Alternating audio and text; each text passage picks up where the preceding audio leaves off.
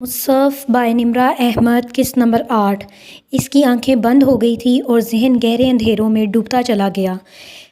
اس کی آنکھوں پہ نمی ڈالی گئی تھی۔ گیلے پن کا احساس تھا یا کچھ اور۔ اس نے ایک دم ہڑبڑا کر آنکھیں کھولیں۔ اٹھ جاؤ، بہت سو لیا۔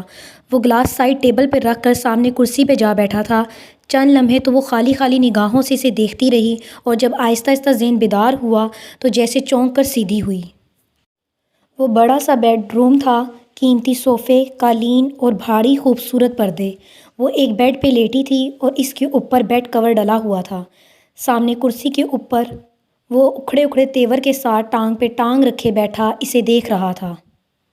اسے یاد آیا وہ اسے کسی کمرے میں بند کرنے کی بات کر رہے تھے اور جب شاید وہ بے ہوش ہو گئی تھی۔ اب وہ کدھر تھی اور اسے کتنی دیر بیت چکی تھی؟ گھر میں سب پریشان ہو رہے ہوں گے۔ وہ گھبرا کر قدرے سیدھی ہو کر بیٹھی۔ وہ ابھی تک اسی سیاہ جھلملاتی ساڑی میں ملبوس تھی اور بیوٹیشین کی لگائی ہوئی ساری پنیں ویسے ہی کس کے لگی ہوئی تھیں۔ میں کدھر ہوں؟ کیا وقت ہوا ہے؟ صبح ہو گئی ہے؟ وہ پریشان سی ادھر ادھر دیکھنے لگی تو سامنے وال کلاک پر نگاہ پڑی۔ 3:30 بج رہے تھے۔ ابھی صبح نہیں ہوئی اور آپ وہیں ہیں جہاں آغا فواد نے آپ کو ڈائمنڈ رنگ کا لالچ دے کر چھوڑا تھا۔ مجھے فواد بھائی نے ایسا کچھ نہیں کہا تھا۔ انہوں نے کہا تھا کہ میں فائل سائن کروا کر واپس آ جاؤں۔ میں جھوٹ نہیں بول رہی۔ میں کیسے مان لوں کہ تم سچ کہہ رہی ہو؟ آغا فواد تو کہتا ہے کہ تم اس کے گھر میں پلنے والی ایک یتیم لڑکی ہو، نہ کہ اس کی بہن۔ یتیم ہوں تبھی تو تم جیسے عائشوں کے ہاتھ اس نے مجھے بیچ ڈالا، جو میرا سگا تایا زاد بھائی تھا۔ تم سب گدھوں کا بس تو یتیموں پر ہی چلتا ہے۔ وہ پھٹ پڑی تھی۔ مجھے یہ آنسو اور جذباتی تقریریں متاثر نہیں کرتی۔ وہ اب اطمینان سے سگریٹ سلگھا رہا تھا۔ مجھے صرف سچ سننا ہے اور ٹھیک ٹھیک، ورنہ میں تھانے لے جا کر تمہاری کھال ادھیڑ دوں گا۔ میں جھوٹ نہیں بول رہی۔ مجھے صرف یہ بتاؤ کہ اس سے پہلے وہ تمہیں کتنا شیر دیتا رہا ہے؟ کدھر کدھر بھیجا ہے اس نے تمہیں؟ اور تمہارے اس گینگ میں اور کون کون ہے؟ سگریٹ کا ایک کش لے کر اس نے دھواں چھوڑا تو لمحے بھر کو دھوئیں کے مرغولے ان دونوں کے درمیان حائل ہو گئے۔ مجھ سے قسم لے لو، میں سچ۔ قسم لے لوں؟ واقعی؟ ہاں لے لیں۔ 100 بندوں کے سامنے عدالت میں اٹھاؤ گی قسم؟ وہ ٹانگ پہ ٹانگ رکھے بیٹھا سگریٹ لبوں میں دبائے کش لے رہا تھا۔ میں تیار ہوں، مجھے عدالت لے جائیں۔ میں یہ سب دہرانے کو تیار ہوں۔ وہ تو تب ہوگا جب میں تمہارے کہے پہ یقین کروں گا۔ یقین جو ابھی تک مجھے تم پہ نہیں آیا۔ اس نے سگریٹ ایش ٹرے پہ جھٹکی، راکھ کے چند ٹکڑے ٹوٹ کر گرے۔ میں سچ کہہ رہی ہوں، میرا کسی گینگ سے تعلق نہیں ہے۔ مجھے فواد بھائی نے کچھ نہیں بتایا تھا۔ تم اسے بچانے کی کوشش کر رہی ہو، میں جانتا ہوں۔ نہیں پلیز۔ وہ لحاف اتار کر بستر سے اتری اور گھٹنوں کے بل اس کے قدموں میں آ بیٹھی۔ اے ایس پی صاحب، اس نے اس کے سامنے دونوں ہاتھ جوڑ دیے۔ میں لا علم تھی کہ آپ کا کیا مقصد ہے یا فواد بھائی کا کیا مقصد ہے۔ میں میرٹ پہ ڈنر پہ جانے کے لیے تیار ہوئی تھی۔ میرا کوئی قصور نہیں ہے۔ اس کی کان سی سنہری آنکھوں سے آنسو ٹوٹ کر گرنے لگے۔ اللہ کی قسم یہ سچ ہے۔ اللہ کی قسم کھانے کے لیے آغا فواد نے کیا پیش کیا تھا؟ ڈائمنڈ کا سیٹ؟ وہی شکی پولیس آفیسر اور مخصوص تنزیہ انداز۔ جتنا شخص وہ وجیح تھا، اس کی زبان اس سے بڑھ کر کڑوی تھی۔ محمل کا دل چاہا کہ اس کا منہ نوچ لے اور اگلے ہی پل وہ اس پر جھپٹی اور اس کی گردن دبوچنی چاہی، مگر ہمایوں نے اس کی دونوں کلائیاں اپنی گرفت میں لے لی۔ اسی کشمکش میں محمل کے 2 ناخن اس کے گال سے رگڑ گئے۔ صرف آنکھیں ہی نہیں، تمہاری تو حرکتیں بھی بلیوں والی ہیں۔ وہ کھڑا ہوا اور اس کو کلائیوں سے پکڑے پکڑے ساتھ کھڑا کیا، پھر جھٹکا دے کر چھوڑا تو وہ 2 قدم پیچھے جا کھڑی ہوئی۔ مجھے گھر جانا ہے، مجھے گھر جانے دو، میں تمہاری منت کرتی ہوں۔ وہ مڑ کر جانے لگا تو وہ تڑپ کر اس کے سامنے آ کھڑی ہوئی اور پھر سے ہاتھ جوڑ دیے۔ صبح ہو گئی تو بدنام ہو جاؤں گی۔ میں نے کہا نا بی بی، مجھے یہ جذباتی تقریریں متاثر نہیں کرتی۔ اس نے اپنے گال پر ہلکا سا ہاتھ پھیرا، پھر استہزائیہ مسکرایا، پھر کہا، تم بہادر لڑکی ہو، میں تمہیں گھر جانے دوں گا، مگر ابھی نہیں۔ ابھی تم ادھر ہی رہو گی، کم از کم صبح تک۔ میں بدنام ہو جاؤں گی ایس پی صاحب۔ رات گزر گئی تو میری زندگی تباہ ہو جائے گی۔ ہو جائے، مجھے پرواہ نہیں۔ وہ جھک کر سگریٹ ایش ٹرے میں پھینک کر دروازے کی طرف بڑھا۔ وہ ہاتھ جوڑے کھڑی رہ گئی اور وہ دروازہ باہر سے بند کر کے جا چکا تھا۔ دروازے کی جانب وہ لپکی اور ڈور نوب زور سے کھینچا۔ وہ باہر سے بند تھا۔ دروازہ کھولو، دروازہ کھولو۔ وہ دونوں ہاتھوں سے زور زور سے دروازہ بجانے لگی مگر جواب ندارد۔ وہ بے بس سی زمین پہ بیٹھتی چلی گئی۔ فواد اس کے ساتھ ایسا کیسے کر سکتا تھا؟ اسے یقین نہ آتا تھا۔ اس نے کیا بگاڑا تھا فواد کا جو اس نے اسے چند روپیوں کے عوض بیچ دیا؟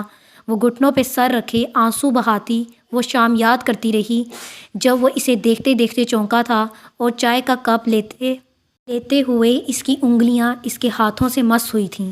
کم عمر، خوبصورت اور انچھوئی۔ آغا نے کہا تھا یہ ہماری ڈیمانڈ پہ پوری اترتی ہے۔ تو وہ اس لیے چونکا تھا کہ کسی عیاش شخص کی بتائی گئی ڈیمانڈ پر اس کے گھر میں پلنے والی وہ یتیم لڑکی پوری اترتی تھی۔ تم کتنی خوبصورت ہو محمل، مجھے پتہ ہی نہیں چلا۔ اس کے لہجے کا فصوں اور پھر اس کی وہ ساری عنایتیں۔ وہ جانتا تھا اس کی کمزوری کیا ہے۔ اس نے اس کو اس کی من پسند چیزوں کی جھلک دکھائی، یہاں تک کہ جب وہ اس کے مکمل قابو میں آ گئی تو فواد نے اسے ادھر بھیج دیا، اور وہ کتنی بے وقوف اور سادہ تھی اسے پتہ ہی نہ چلا۔ وہ اس کو آفس میں ادھر ادھر چیزیں سائن کروانے بھیج دیتا تھا اور کوئی کام تو اس نے محمل سے لیا ہی نہ تھا، وہ تب بھی نہ سمجھ سکی۔ اور اب یہ شخص ہمایوں داؤد، وہ نہیں جانتی تھی کہ یہ آدمی کون تھا اور اس سے یہ سب باتیں کیوں پوچھ رہا تھا اور اس کا کیا مقصد تھا۔ اس سے صرف علم تھا تو اتنا کہ اگر رات بیت گئی تو صبح اسے کوئی قبول نہ کرے گا، اور قبول تو شاید اب بھی کوئی نہ کرے۔ کوئی فواد کے خلاف اس کی بات پہ یقین نہیں کرے گا، کوئی اسے بے گناہ نہیں سمجھے گا، اور فواد وہ تو شاید سرے سے ہی مکر جائے گا کہ کبھی محمل کو وہ آفس بھی لے کر گیا۔ خدایا وہ کیا کرے؟ اس نے بھیگا چہرہ اٹھایا، کمرہ قدرے دھندلا سا دکھائی دیتا تھا۔ اس نے پلکیں جھپکائی تو آنسو بہتے چلے گئے۔ نہایت خوبصورتی سے آراستہ تھا، قیمتی قالین، خوبصورت فرنیچر اور بھاری مخملی پردے۔ وہ چونکی، کیا ان کے پیچھے کوئی کھڑکی تھی؟ وہ پردوں کی طرف دوڑی اور جھٹکے سے انہیں ایک رخ کھینچا۔ پردہ کھلتا چلا گیا۔ باہر ٹیرس تھا اور اس کی روشنیاں جلی ہوئی تھیں جن میں وہ بغیر دقت کے 2 گن مین چوکس کھڑے دیکھ سکتی تھی۔ اس نے گھبرا کر پردہ برابر کیا۔ اللہ تعالیٰ پلیز مدد۔ وہ رو کر دعا کرنے لگی، اور جب دعا کرتے کرتے تھک گئی تو ڈریسنگ ٹیبل کے سامنے آ کھڑی ہوئی اور اپنا عکس دیکھا۔ رونے سے اس کا سارا کاجل بہہ گیا تھا، آنکھیں قدرے بھیانک لگ رہی تھی، جھوڑا ڈھیلا ہو کر گردن تک آ گیا تھا اور گھنگریالی لٹوں کے بال سیدھے ہونے لگے تھے۔ محمل ایک مضبوط اعصاب کی لڑکی تھی، اس کے باوجود فواد کے اس بھیانک روپ کا صدمہ اتنا شدید تھا کہ شروع میں اس نے ہمت ہار دی اور اعصاب جواب دیتے گئے، لیکن اب وہ کسی حد تک سمجھنے کے قابل ہو چکی تھی۔ فواد سے سارے بدلے تو وہ بعد میں چکائے گی، ابھی اسے اس اکھڑے اور سرد مہر اس ASP کی قید سے نکلنا تھا۔ اس نے ادھر ادھر دیکھا، کچھ خاص نظر نہ آیا تو پھر وارڈروب کھولا۔ اندر مردانہ کپڑے ٹنگے ہوئے تھے۔ اس نے کچھ ہینگرز الٹ پلٹ کیے اور سوچ کر ایک کرتا شلوار نکالا، براؤن کرتا اور سفید شلوار۔ سب سے پہلے اس نے ساڑی کے بوجھ سے نجات حاصل کی، پھر اس کرتے شلوار کو پہن کر بال سیدھے کیے، پھر ہیئر بینڈ میں باندھ دیے اور باتھ روم میں جا کر منہ اچھی طرح دھویا۔ باہر نکلنے کے لیے کسی روزن کو تلاشتی، اس کی نگاہوں کو باتھ روم کی کوئی کھڑکی، کوئی دروازہ نظر نہ آیا تو مایوسی سے پلٹنے ہی لگی تھی کہ ایک دم چونکی۔ ایک دیوار میں شیلف تھا، اس میں شیمپو اور شیونگ کا سامان رکھا تھا۔ شیلف کا اندر سے رنگ باقی دیواروں سے زیادہ چکنا سفید تھا۔ بھلا کیوں؟ وہ قریب آئی، سارا سامان نیچے اتارا اور پھر بغور اندر دیکھتے ہاتھ پھیرا تو احساس ہوا کہ اس خانے کے پیچھے کوئی دیوار نہیں ہے بلکہ کارڈ بورڈ کے سفید پھٹے تھے جو میخوں سے جڑے ہوئے تھے۔ میخیں کچی اور تازہ لگ رہی تھی۔ آگے کا کام بہت آسان تھا۔ اس نے سارے نل کھول دیے تاکہ آواز باہر نہ جائے اور تھوڑی سی محنت کے بعد پھٹے کھینچ کر اتار لیے۔ وہ جلدی سے لگائے گئے تھے سو اسے زیادہ زور نہیں لگانا پڑا۔ اس کے پیچھے کھڑکی تھی، اچھی خاصی چوڑی کھڑکی، وہ اس سے بآسانی گزر سکتی تھی۔ بے حد مطمئن سی ہو کر محمل نے کھڑکی کھولی اور جب باہر جھانکا تو ایک لمحے کو سر چکرایا۔ کھڑکی سے 2 فٹ کے فاصلے پر دیوار تھی۔ گھر کی 4 دیواری کی کھڑکی اور 4 دیواری کے درمیان صرف خلا تھا اور نیچے، بہت نیچے پکا فرش تھا۔ وہ اس گھر کی غالباً 3ری منزل پہ موجود تھی، شاید اسی لیے انہوں نے کچے پکے پھٹے لگا دیے تھے۔ انہیں اندازہ ہو گیا تھا کہ وہ یہاں سے نکل نہیں سکتی۔ اس کا دل ڈوب کر ابھرا۔ یہ آخری راستہ بھی بند ہوتا نظر آ رہا تھا۔ وہ مایوسی سے نل بند کر کے کھڑکی بند کرنے ہی لگی تھی کہ سناٹے میں ہلکی سی آواز سنائی دی، آپ صحن میں کیا کر رہی ہیں؟ بس تجوید کی پریکٹس کر رہی ہوں۔ لڑکیوں کے باتیں کرنے کی آوازیں بہت قریب تو نہیں، بہت دور بھی نہیں تھیں۔ وہ چونکی اور پھر باتھ روم کی لائٹ بند کی۔ باہر کا منظر قدرے واضح ہوا۔ کھڑکی سے دیوار کا فاصلہ 2 فٹ کا تھا، مگر وہ دیوار کی منڈیر تھی اور وہ آوازیں کہیں نیچے سے نہیں، برابر سے آ رہی تھی، بالکل برابر سے، یعنی اس باتھ روم کے برابر سامنے کا صحن تھا۔ اگر وہ یہ دیوار پھلانگ جائے تو؟ اس اچھوتے خیال نے ذہن میں سر اٹھایا تو اس نے جوتے اتارے اور نیچے جھانکا۔ اگر گر گئی تو نہیں بچے گی، مگر موت اس ذلت سے تو بہتر ہوگی جو صبح یا اس کے دیر سے گھر پہنچنے سے اٹھانی پڑنی تھی اسے۔ اس نے دونوں ہاتھ چوکھٹ پہ رکھے ہی تھے کہ کمرے کا دروازہ کسی نے زور زور سے کھٹکایا۔ دروازے کی وہ اندر سے کنڈی لگا چکی تھی، سو وہ کھول ہی نہ پا رہے تھے۔ یقیناً کسی نے پھٹے اکھاڑنے کی آواز سن لی تھی۔ بھر کو بھی نہ گھبرائی اور ہاتھ بڑھا کر دیوار کو ٹٹولا۔ وہ قریب ہی تھی۔ اللہم برابر والے صحن میں وہ کھنکاری تھی۔ اگلے لمحے اس کی مدھر مگر ہلکی آواز اندھیری فضا میں گونجنے لگی۔ اللہم اجعل فی قلبی نورا، اے اللہ میرے دل میں نور ڈال دے۔ محمل نے دیوار پہ دونوں ہاتھ رکھے اور نیچے دیکھے بغیر پاؤں بھی اوپر رکھ دیے۔ وفی بصری نورا وفی سمعی نورا، اور میری بصارت اور سماعت میں نور ہو۔ گھوڑے کی پیٹھ پہ سوار کی طرح وہ دیوار پہ بیٹھی اور نیچے دیکھا۔ زمین زیادہ قریب ہی تھی، دیوار چھوٹی سی تھی۔ وَعَنْ یَمِینِی نورا وَعَنْ یَسَرِی نورا، اور میرے دائیں اور بائیں جانب نور ہو۔ اس نے آہستہ سے دونوں پاؤں زمین پر رکھے۔ وہ بالآخر برابر والوں کی چھت پہ اتر آئی تھی۔ لمحے بھر کو وہ بے یقین سی پلٹ کر دیوار کو دیکھنے لگی۔ اس کے پار ASP ہمایوں کا داؤد کا گھر تھا، بلکہ قید خانہ جس سے وہ نکل آئی تھی۔ اسی پل دیوار کے پار سے روشنی سی چمکی۔ وہ ٹھٹکی۔ یقیناً کسی نے باتھ روم کی لائٹ جلائی تھی۔ اپنی بے وقوفی پہ اسے غصہ آیا۔ اسے باتھ روم کا دروازہ بند کر کے نل کھول کر آنا چاہیے تھا، مگر عادیِ فرار تو نہ تھی، یا پھر اس لڑکی کی آواز کے فصوں میں ایسی کھوئی تھی کہ ہوش نہ رہا تھا۔ وَفَوْقِی نُورًا وَتَحْتِی نُورًا، اور میرے اوپر اور نیچے نور ہو۔ سامنے ایک برآمدہ تھا جس کے آگے گرل لگی ہوئی تھی۔ گرل کا دروازہ کھلا تھا اور دروازے سے کافی دور ایک لڑکی بیٹھی گرل سے ٹیک لگائے آنکھیں بند کیے گنگنا رہی تھی۔ وَإِمَامِی نُورًا وَخَلْفِی نُورًا، اور میرے آگے پیچھے نور ہو۔ وہ دیوار کے ساتھ گھٹنوں کے بل رینگتی گرل تک آئی۔ وہ لڑکی دنیا مافیا سے بے خبر اپنی ہی دھن میں گم تھی۔ وَاجْعَل لِی نُورًا، اور میرے لیے نور بنا دے۔ محمل چپ چاپ کھلے دروازے سے اندر رینگ گئی۔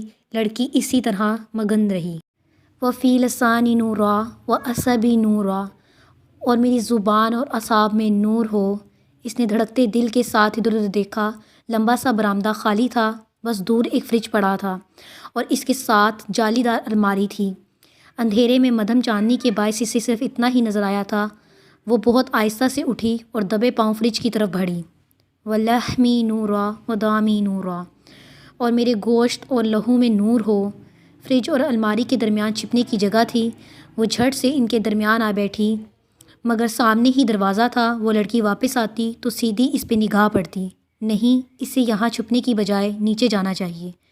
وَشَعْرِی نُورًا وَبَشَرِی نُورًا، اور میرے بال اور کھال میں نور ہو۔ اندر جانے والا دروازہ بند تھا۔ اگر وہ اسے کھولتی تو آواز باہر جاتی۔ وہ پریشانی سے کھڑی ہوئی، تب ہی جالی دار الماری کے ہینڈل سے کچھ لٹکتا نظر آیا۔ اس نے جھپٹ کر وہ اتارا۔ وہ سیاہ جارجٹ کا لبادہ تھا۔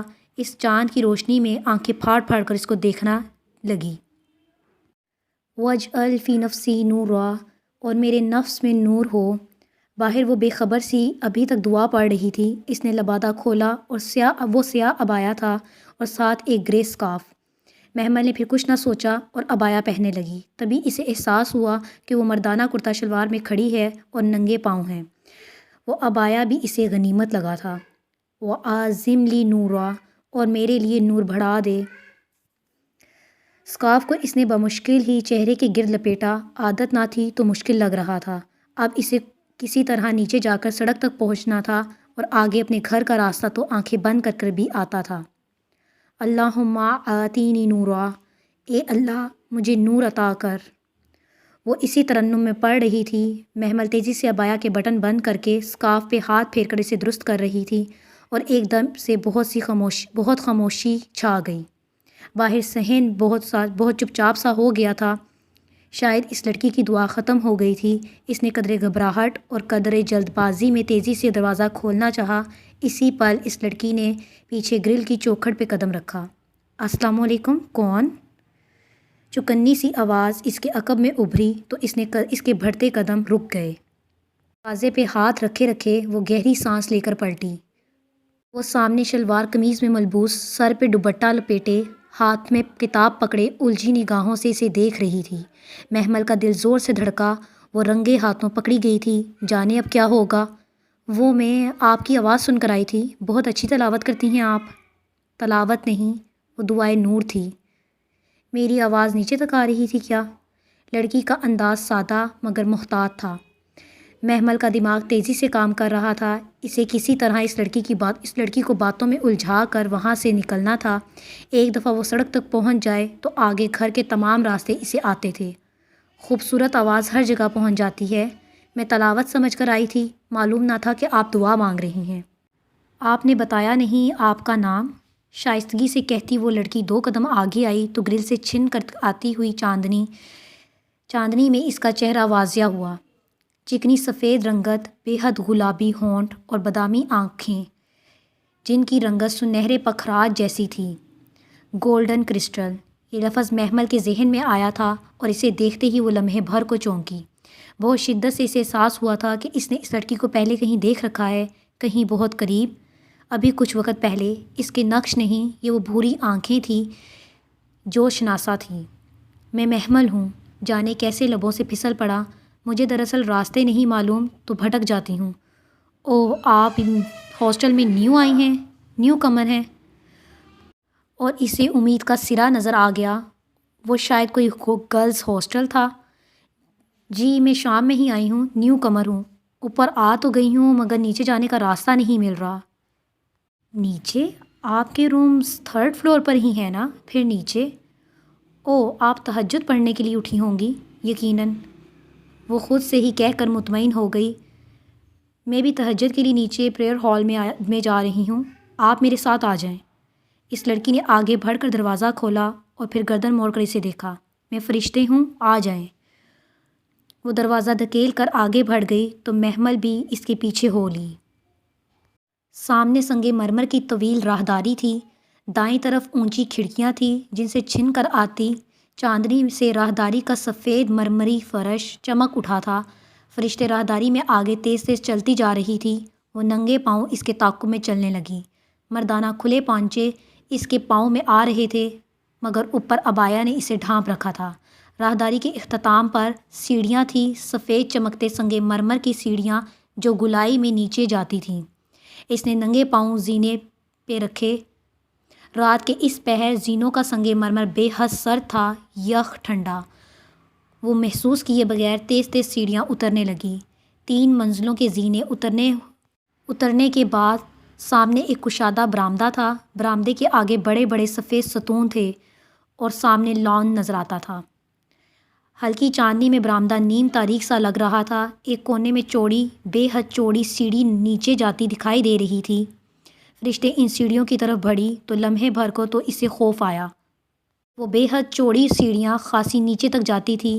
مدھم چاندنی میں چند زینے ہی دکھتے تھے، آگے سب تاریکی میں گم تھا، جانے کیا تھا نیچے۔